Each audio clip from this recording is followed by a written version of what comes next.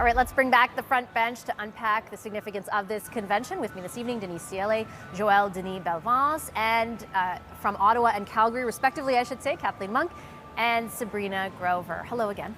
Denise, I'm gonna start with you. From where you sit strategically, like I'm gonna tap into everyone's strategic mind here, what's the goal of this policy convention? It's about rallying the troops. It's about reintroducing the Pierre Poilievre that Conservative members elected just about a year ago, but then also saying to them, here is what my vision looks like, listening to members and delegates, and of course there'll be a number of policy resolutions that are put on the floor here, but it is really to bring it back to the base in a way that they understand that, hey, I'm the one you elected, and this is my vision, and this is what I'm going to take to fight a Justin Trudeau Liberal government election. A lot of the analysis in the lead up to this convention, Kathleen, flagged the last leader of the party, Aaron O'Toole, in his speech to delegates here, to members here, in which he stated the importance of coming up with a policy around climate change. And then the next day, a policy proposal was voted on in favor of, one that basically denied the relevance or existence of climate change. And sort of the contradiction there and how much more difficult that made his leadership. Do you anticipate anything similar here, or does Mr. Poilievre's kind of grip on the leadership look different to you? I think it looks a little different, mainly because of the summer that Mr. Poilievre has had. He's had a very successful summer. His polls are through the roof. He's gotten rid of the glasses. They just announced a new Conservative brand logo today.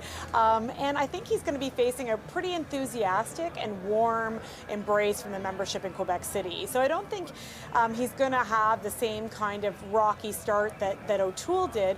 And that's for a number of reasons, because he's got a firm grip on the party. He has an understanding of both the more right-wing social conservative side of the party and where he wants to bring it. But the thing that I just want to remind viewers is that conventions are a practice in issue management and crisis management, frankly, because you have all these people in the room, they're debating policies, and it's a moment when both the media and the public take a closer look. And actually, the crux of the issue, now that Pierre is so high up in the polls, some pollsters have him 14 points out of the Liberals, but at the lowest number, I think it was 6 above the Liberals.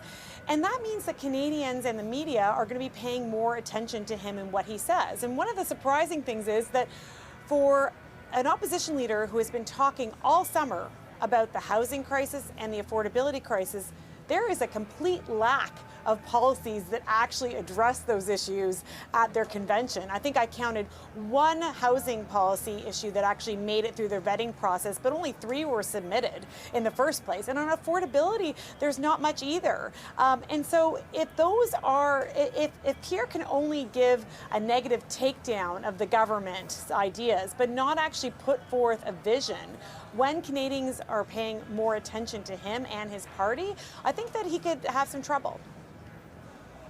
Do you think, Sabrina, that the Liberals will be more forceful in trying to fill such a vacuum if a vacuum exists? And I ask because as I was looking through those polls today, the thing that struck me was this memory of the way in which the Liberals in past elections and for past Conservative leaders have been so aggressive at trying to frame who they are for the public and ultimately being fairly successful in doing so. This summer, they just let the runway wide open, it feels like, right? And Pierre Poilievre was able to see his positives outweigh his negatives in much of the polling that's coming out now. And the Liberals are save and accept the statement I just aired, fairly silent on trying to frame him for the public. Do you expect that to change, or should it have been happening earlier from a strategic point of view? I think from a Liberal perspective, obviously this summer was focused more on the cabinet shuffle, focused on getting cabinet and caucus ready for the return to Parliament, and focused on affordability and making sure that the lives of Canadians are best served by the policies that the Liberals are bringing forward.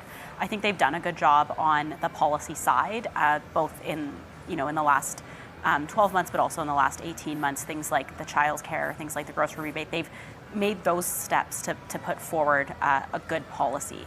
I do think that as you come into fall, you're going to see a switch, though, and you're going to see the Liberals start to focus more on the politics and start to frame not only Pierre, but also frame the party. And, I heard Poilievre say earlier this, I think either today or this week, that what happens at convention, the leader's not bound by that. And I think at the end of the day, what happens at convention is a reflection of the party and the values. And while, they don't have any housing policy, or they don't have a lot of housing policy on the docket, they do have policies like refusing gender-affirming surgery. And, we saw a summer where conservative politicians were taking pictures with anti-trans protesters. And so at the end of the day, this is more about the convention. I think is going to be more about a reaffirmation or a expression of the values that the party has. And I think from that point, it's going to be easy for Canadians to see where the party really stands, who really controls the ideology of the party, and who is putting forward the policies that are going to make the lives of Canadians better. Well, JD, let me ask you about both those things, because I'm curious what your observations are. You've been walking around for the last few hours here. How do you expect, so far Pierre Poilievre has said, what's voted on I'll consider, but I'm not bound to it. Do you anticipate anything that could happen here on the floor could overwhelm his messaging here? I don't think so. And for Mr. Poilievre, I think he will be thinking about Monday morning's headlines. Will it be the resolutions the motions that are adopted by the convention, or the content of his speech that he will be making tomorrow night here before the convention? Because I talked to some MPs and they all say that Mr. Poilievre tomorrow night doesn't need to talk to the base. He needs to talk to Canadians at large, because he's the prime minister in waiting in their mind.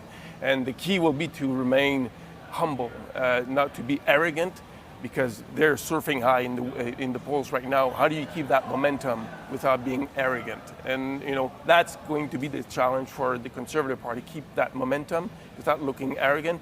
And they all said to me, we need to stay humble. We've got good numbers, but humility is the key ingredient to win the next federal election. What do you think about that, Denise? Because it's peaking, it's not peaking, that's not the right word, but there's a ton of momentum in what could be 2 years away from the next election. Right.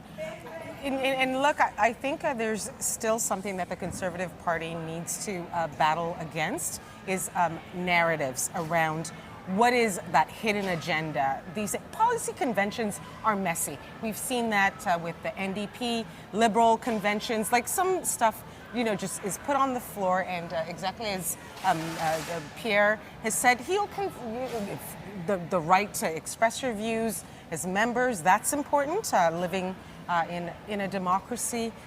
But he is Prime Minister in waiting. That's what the Conservatives believe in. He has to speak to all Canadians. And for this convention, I do think he has to rally the base first so that they can go the extra mile from coast to coast, from BC, Alberta, Saskatchewan, you name all of them, straight through to St. John's, Newfoundland, and get those volunteers out.